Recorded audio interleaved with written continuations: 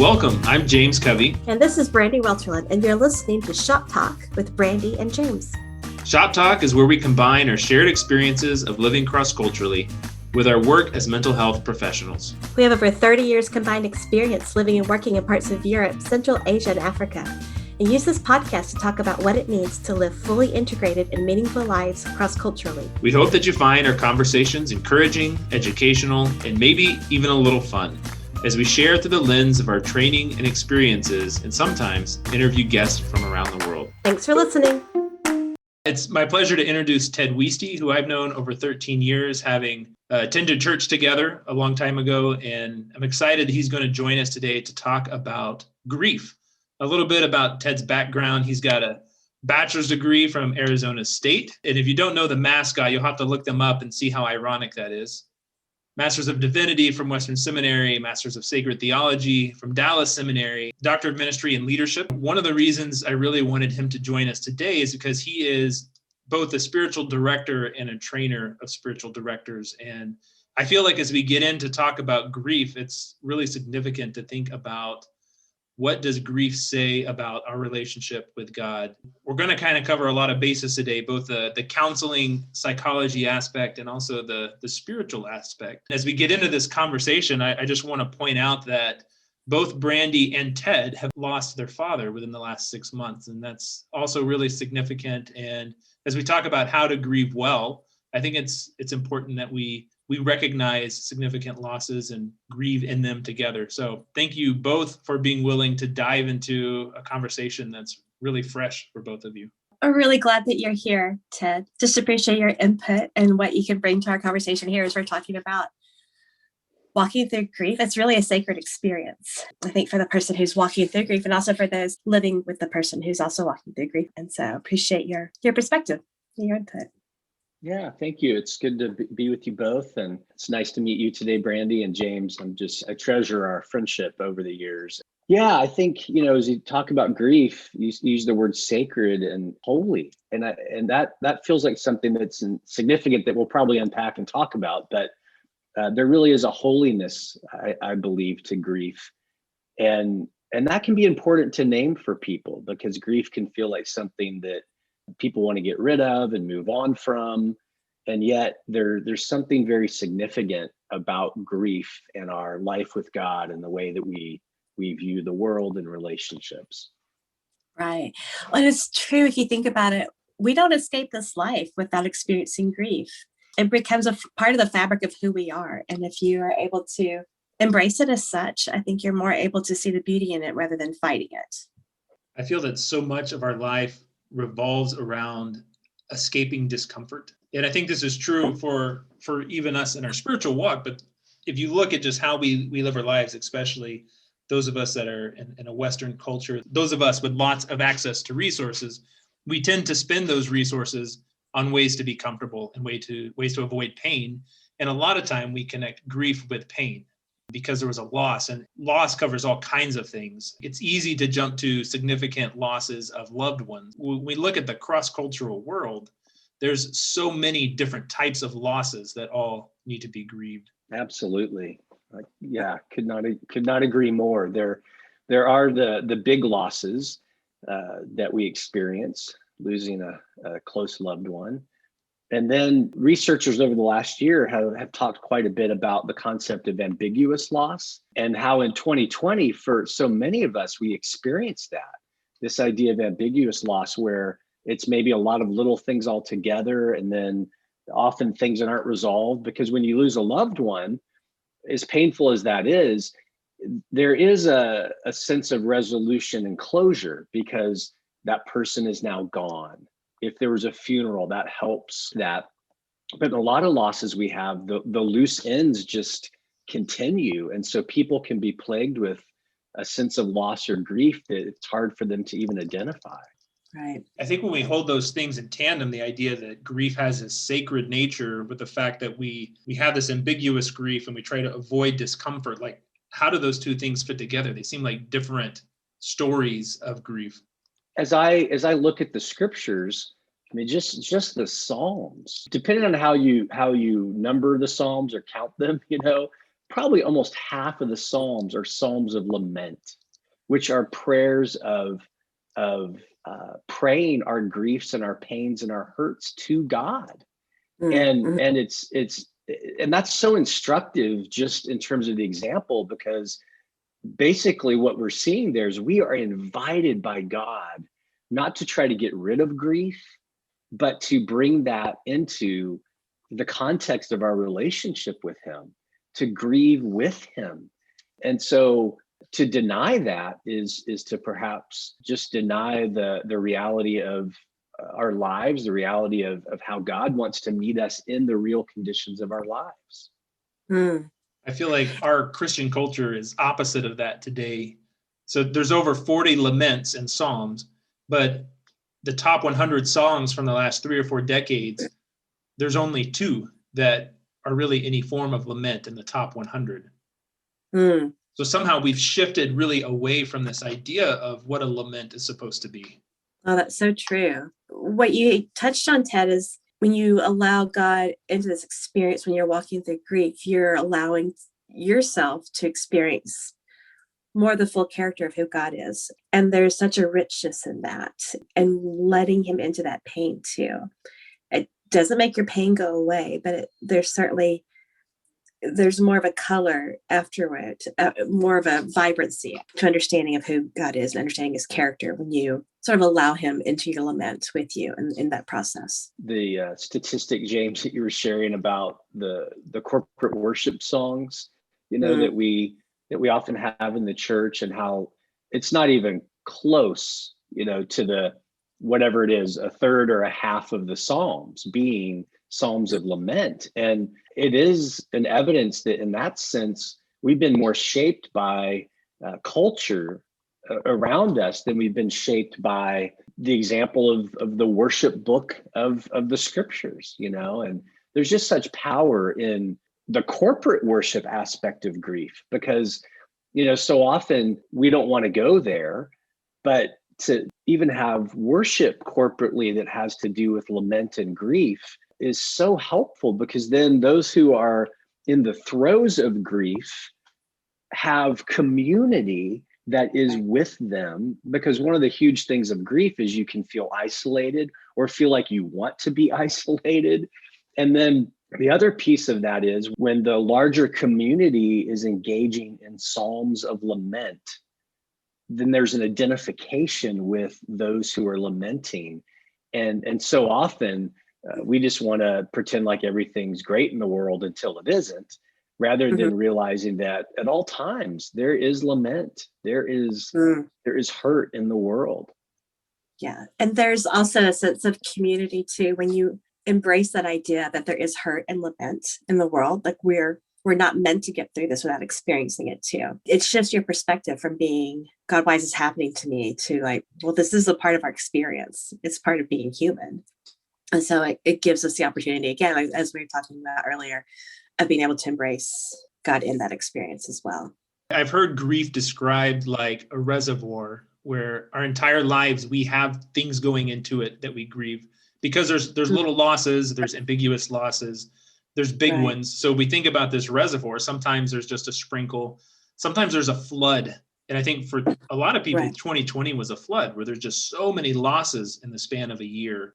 There needs to be a healthy outlet for that reservoir. And we think of that as a dam and letting water out in a healthy way, because if we don't, it'll just overflow the banks. And that's one way I heard it described as grief being this kind of ongoing process of things coming in and things going out. And we want to be able to navigate that in a healthy way. That's a beautiful picture that I think it might be helpful for people to hold on to and consider when they're grieving. And another that sort of maybe riffs off of that sort of water analogy is often when the reservoir is full, it can just feel so overwhelming. And I've a few friends who have gone through some significant loss in this last year. And as they were working with a grief counselor, the grief counselor suggested that they maybe approach their grief as one bucket at a time, rather than just always trying to be present to the whole reservoir. Just deal with it one bucket at a time. And I think that can be another helpful part. Maybe in the in the whole dam thing and letting some water out. It's you don't have to let it out all at once, but just focus on a piece at a time. Hmm. And I wonder what that would look like practically. Like you were talking about letting it out a bucket at a time. Like if you're trying to help somebody with that, like analogy, what would you say to them practically would be helpful? I mean, one thing would be to ask others to come alongside you. I mean, I'm Right. thinking about this friend in particular. A couple of guys would get together with him, and we would just be out together and have some time and just a space where there could be a public grieving with some other witnesses who are just holding that story. And that would be one way. Certainly praying some of the lament psalms. I mean, Jesus modeled that for us on the cross. Psalm 22 is what he prayed.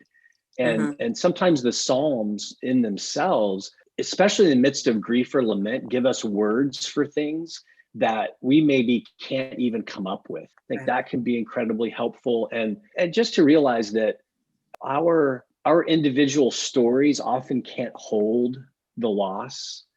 And so when there's others that are holding it with us and we're putting it into the context of God's story, it gives a context for grief that, first of all, is accurate and just incredibly helpful, because we can't carry it all.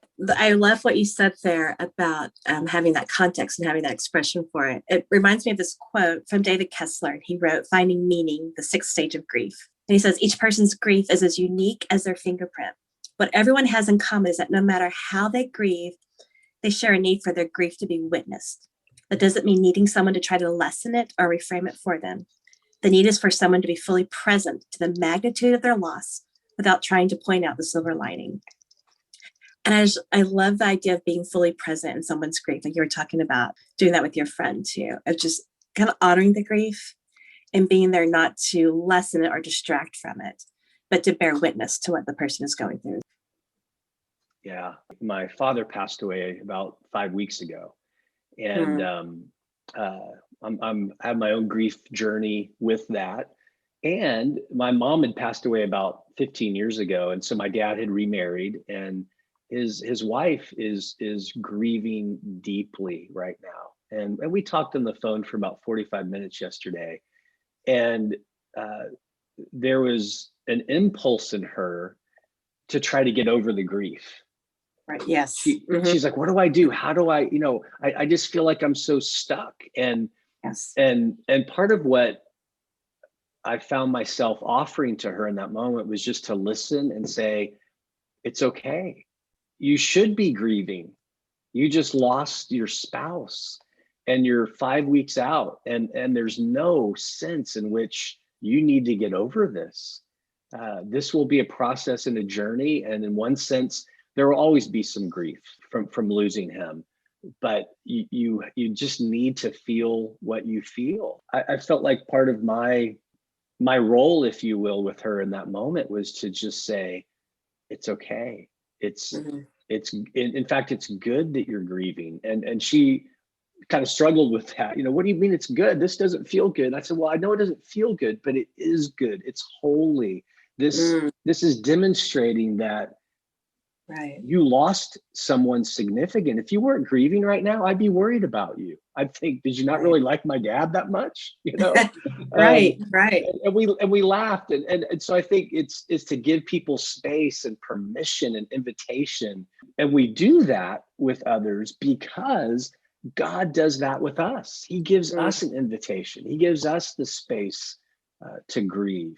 God doesn't try to get us to get over our grief, but he says, come to me with it. I had a similar conversation with my mom too. My dad died pretty suddenly over the summer. And we were home for Christmas, and I had a similar conversation with her. And she said, I think I'm doing well. Am I doing well? I think I'm doing well. And when I heard from her, she wanted some affirmation and how she, that she was doing well. She's like, well, it's okay. It's okay to be sad. It doesn't mean that you're not doing well. It's okay to have those things in tension, to feel like you're moving forward, but you also miss him as well. And sometimes we see it as an either or thing as well. I was also reminded, thinking about that and hearing what you said, and how when we lived in Central Asia, their public expressions of grief were so different than from what I was used to. And James, I don't know if you experienced this as well. When someone died there, it was the female members of the family, it was their job to literally wail for the person who died. And it was a way of honoring the person that they lost everything to. But it's such a stark contrast between our Western way of keeping it a little bit buttoned up and here we go, we're doing okay, we're a little bit sad, but versus, gosh, their cathartic ability just to wail and let that be a part of their experience too. That's really pretty beautiful what they're doing there. It's interesting seeing different cultures and how they express grief and loss. I think what I hear is some significant things. First off, is that grief isn't bad. I think that's important. And then the second thing is grief does not necessarily equal sadness. In what ways is grief, I'm going to say good, but also even necessary? You said several things there. One is that grief doesn't necessarily equal sadness. And that's an important thing to note, because often, we're experiencing grief even physically. There may be some emotional expressions, and often sadness is a significant expression of how grief works itself out. But sometimes it's physical with fatigue, perhaps. Sometimes it's cognitive. There can be an inability to concentrate. Just there are different ways that we can experience grief, and that's an important thing to delineate for sure. And to realize that, as you said, the goodness of grief, it's good.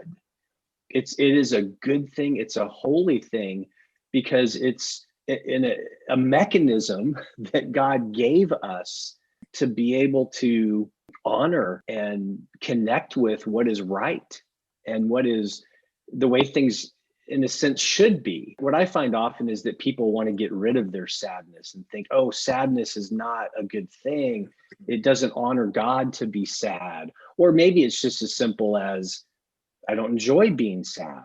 And certainly that's understandable. You'd rather be happy, but it can just be, I think, helpful for people to realize that as I grieve, and as if there is a sadness component to it, it's a good thing, because it's honoring the loss. It's giving space for that, and there is an element of it where if I have the good gift of a spouse and my spouse dies, part of honoring that good gift is grieving the loss of that. And to even experience sadness, it's just a reminder of the goodness. I mean, that's why, if you think about the Psalms, lament, there's sadness in those places, and it's all a part of worship. It's all a part of worshiping God and honoring Him and thanking Him when we feel those things. What does grieving well look like? There's this element of, okay, we need to do it. It's good for us. It's holy and sacred. So does it just mean I need to wail more? Is your question, how do you grieve well? Yeah. Well, one thing that comes to mind is 1 Thessalonians 4 gives us just a very clear description, I think. Grieve is what's said, but not as those who have no hope. There is a grief that is injected by desperation or despair, and then there's a grief that is injected by hope. And so I'm just a very personal example. As I think about my dad, I tears often in this last 5 weeks, and I used to talk to my dad almost every day, certainly 4 or 5 times a week. And if we went a couple of days without talking on the phone, it was odd, and we would wonder what's going on with each other. And so I still have in my body, in my mind, an impulse, when something's going on, hey, I had to call my dad. And I still have that. And then when it dawns on me, it's usually in about a split second, there's a sadness there. And yet I'm thinking about my dad, and I think about the hope that, he is with the Lord. And then there's a smile that comes on my face. I would say part of grieving well is that it's hope and grief together, that when those are mixed together, there can be a beautiful sense of grief. And the hope piece is just in many ways understanding our losses in the context of God's grand story. That no matter how bleak things look circumstantially, maybe it's not a loss of a loved one who is now in heaven, perhaps, but just to realize that God's got this, and he has plans for what's going on in this world. And so in the bleakest of moments, his plans aren't thwarted. So I don't know if that is helpful the way I'm describing it, but that feels pretty significant. A lot of people think of grief as a journey, and that gets used in a lot of different forms. With the trauma healing material that I get to be a part of, we kind of talk about it as bus stops or as towns or villages that you need to pass through. And I think there's this tendency for people to try to create a false road, a false highway to get around them, to get around the difficult feelings. And there's not good or bad emotions, but some are more difficult. And sure. Yeah, what I really hear you saying is that it's really good to feel those and to acknowledge that and to acknowledge the loss. And in that moment where you're looking at your phone, you're acknowledging, hey, this was, gosh, so good. And yeah, it's so sad that it's gone. And you can apply that same thing, especially in the cross-cultural context. People tend to move a lot. And I think about the number of times where I've lost my best friends, at least in a together sense, because I moved or they moved. Right. And even that's a loss that needs to be grieved in places and things that are significant in other ways. Right. And giving space to acknowledge that too. I think about, the life of the cross-cultural worker. We are constantly in a state of transition, either our transition, the transition of those around us too. So we are potentially in a constant state of grief over, having people leave or us leave or situations change and stuff too. There's that balance of living in hope, like you were talking about, Ted, living in hope in that, acknowledging that, living in hope in it, but not feeling despair at the same time too. That can be a tricky balance for sure. Absolutely. And that's where I think community can be really helpful. Others who are sitting with you and are witnesses, along with you to your process. And, as you talk about those different bus stops, people have obviously described the stages of grief in different ways, but there's some core things that seem to always show up. And certainly one of those is anger. And that can be very disorienting, for someone going through grief. What's going on? I was in this place and now I'm feeling this anger with this sense of hope. My father died from COVID. He got COVID at Thanksgiving and was gone in 3 weeks. And it's not like I got through an anger phase. It sometimes comes back here and there, but there's a part of me where I'm like, well, darn it. If people have been more careful, or if COVID, there's things related to that I've experienced some anger.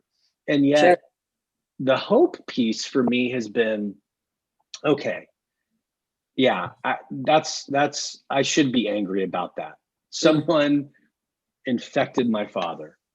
And at the same time, there's a hope that I'm interacting with as I'm feeling that anger of, well, God is in control of this thing. And so I do believe it was my dad's time.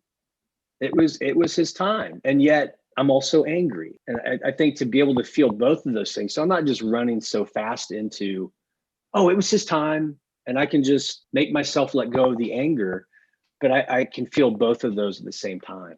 And it's okay. It's okay to have those different feelings and tension too. I think about one of my favorite movies for counselors, the movie Inside Out. I love that. Why are you laughing, James? I thought it like 10 minutes ago. I was like, boy, that movie is such a good fit for this. Exactly. It's all important.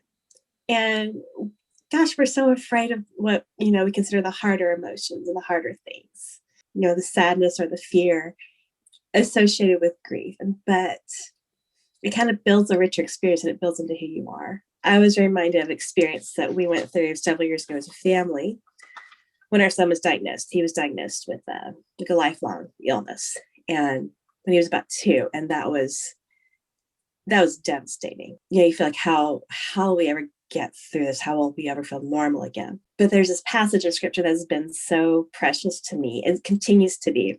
So I want to talk about that. It's from 2 Corinthians chapter 1, verses 3 and 5. It says, "Praise be to God and Father of our Lord Jesus Christ, the Father of compassion and the God of all comfort, who comforts us in all of our troubles, so that we can comfort those in any trouble with the comfort we ourselves have received from God. For just as the sufferings of Christ overflow into our lives, so also through Christ, our comfort overflows." I just think about what we can experience, like when we enter into, a process of grief with open arms, with God's presence in it with us, and how eventually that can be such a gift to other people too, your experience. And the gift of just being present and looking at someone and saying, "I see you. I've been there. Our story might be different, but I see you."